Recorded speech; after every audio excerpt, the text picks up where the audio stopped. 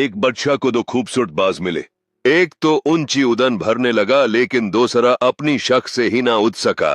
बादशाह ने तमाम माहिरीन बुलाए, मगर कोई हल न निकाल सका। आखिर एक जंगल में रहने वाले दाना शख्स ने वो शाख कट दी, जिस पर बाज बैठा था तो बाज फौरन उड़ने लगा।